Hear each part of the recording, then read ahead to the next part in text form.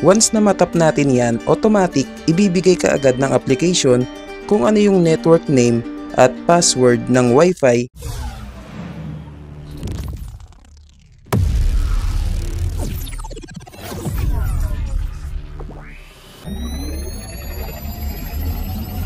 Naranasan mo na bang makikonnect sa Wi-Fi ng kapitbahay mo, ng kaibigan mo, kakilala mo, o sa Wi-Fi ng jowa mo?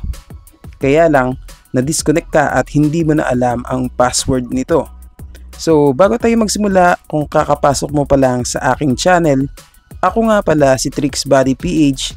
Gumagawa ako ng mga content regarding sa APN, mga pampabilis at pampalakas ng internet, at nag-update din ako ng mga tricks and tips. So kung gusto mo ng ganitong klase ng content, click mo na ang subscribe button, pati na rin ang bell icon para manonotify ka once na may bago akong upload na video gaya nito. So magsimula na tayo. Howdy mga kabady, welcome to my channel TricksBuddy PH here. So sa video na to mga kabady, may tuturo ako sa inyong tricks upang malaman ang Wi-Fi password ng kahit anong Wi-Fi kung saan tayo nakakonect.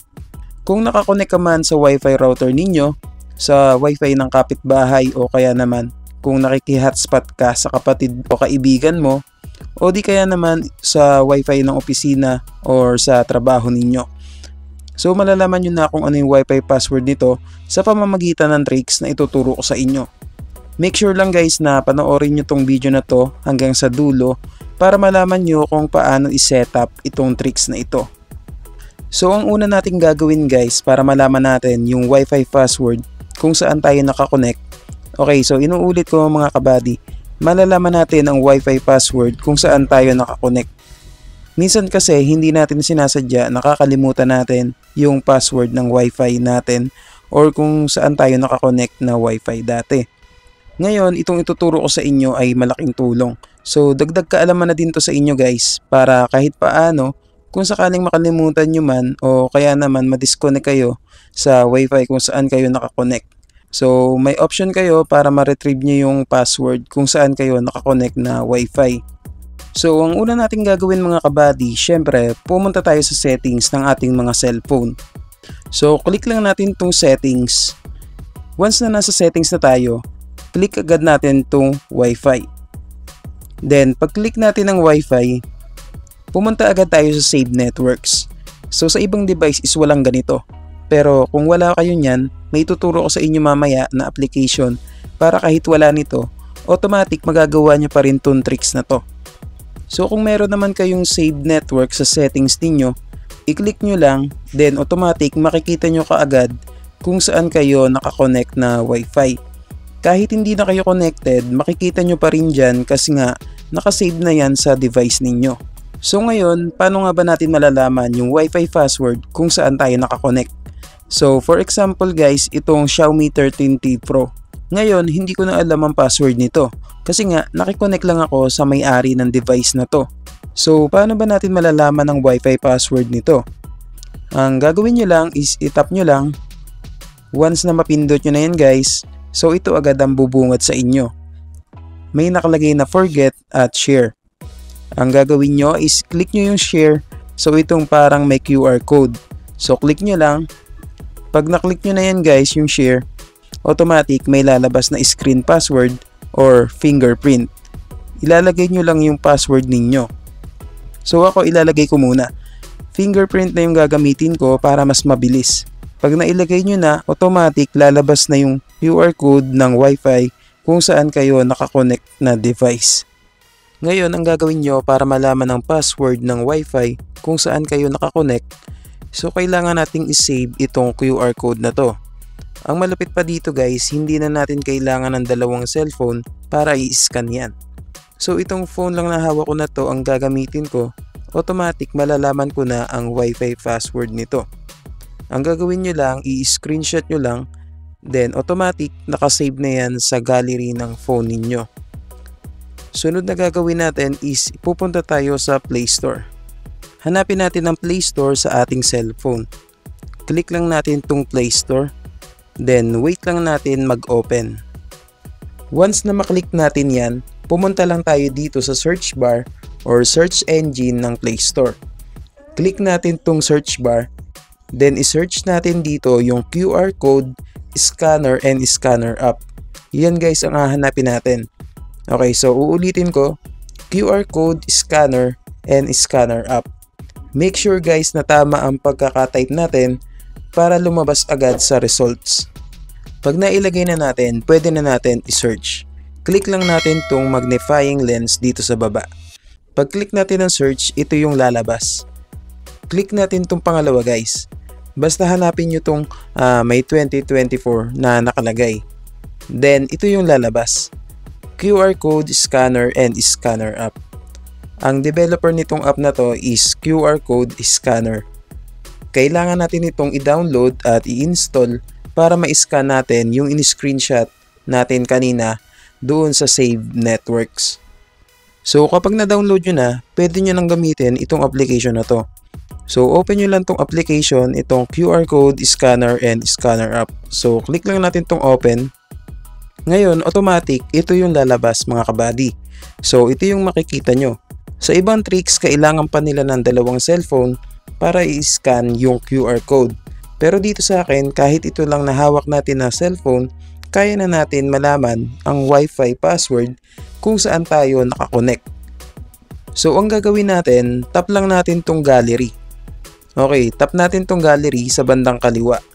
Then click natin yung photos. Then hanapin natin yung in-screenshot natin kanina na QR code. So ito yun.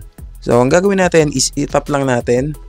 Once na matap natin yan, automatic ibibigay ka agad ng application kung ano yung network name at password ng Wi-Fi kung saan kayo nakakonect dati. So napakalupit nitong tricks na to guys. Ang lupit nitong application na to kasi kaya niyang i-detect yung Wi-Fi password kung saan kayo dati nakakonect.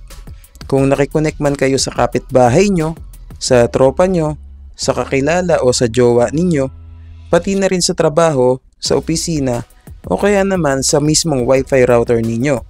If ever na nakalimutan nyo yung password, automatic dito sa application na to, kaya niyang i-retrieve at malaman ulit kung ano yung Wi-Fi password kung saan kayo dati nakakonect.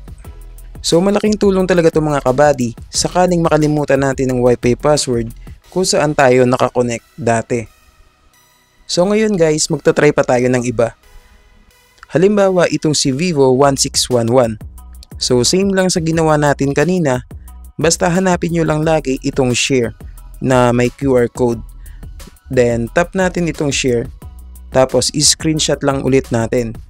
Once na may screenshot na natin, bumalik tayo sa QR code, scanner, and scanner app na dinownload natin kanina para malaman natin kung ano yung Wi-Fi password kung saan tayo dati nakakonect. So click ulit natin tong gallery. Okay, so tap lang natin tong photos.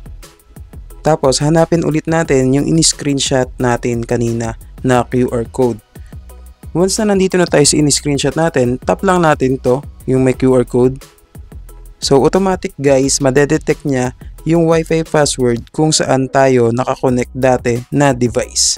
So di ba ang lupit nito guys?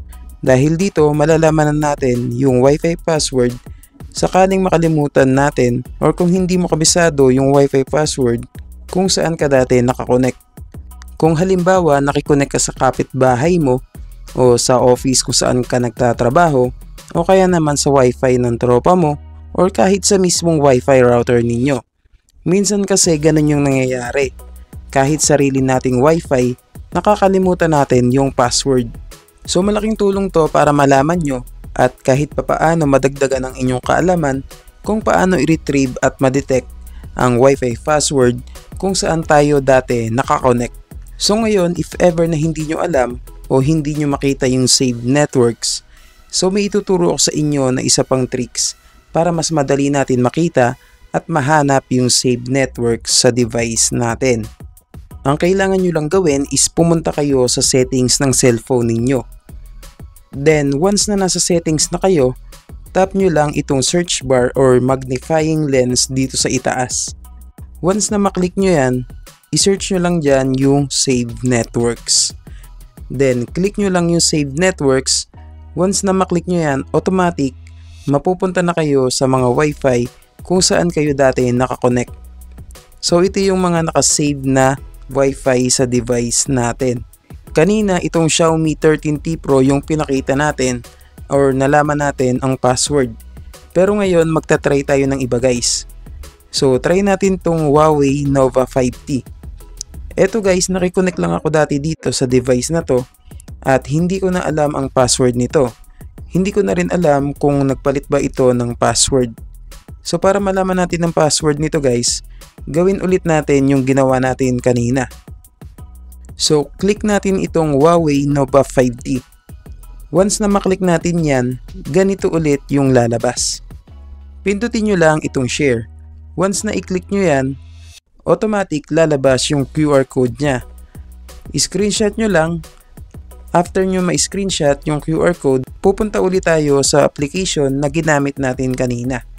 So itong QR code scanner and scanner app. Then i-click lang natin yan. Once na maklik nyo yan, ito yung lalabas. Ang gagawin nyo lang, itap nyo yung gallery, tapos click nyo yung photos. Tapos, i-click nyo yung in-screenshot nyo kanina na QR code para ma-scan nyo. Okay? Once na itap nyo yung screenshot nyo kanina na QR code, automatic ibibigay niya kaagad yung network name at yung password ng Wi-Fi kung saan kayo dati nakakonect. So, napakalupit talaga ng application na to kasi pwede na natin malaman ang Wi-Fi password kung saan tayo dati nakakonect. Sakali man na hindi gumana sa inyo tong tricks na ginawa natin, okay lang yan, at least sinubukan nyo. So dun pa lang goods na kayo kasi open kayo na matuto, hindi ba mga kabady? So I hope na may natutunan kayo.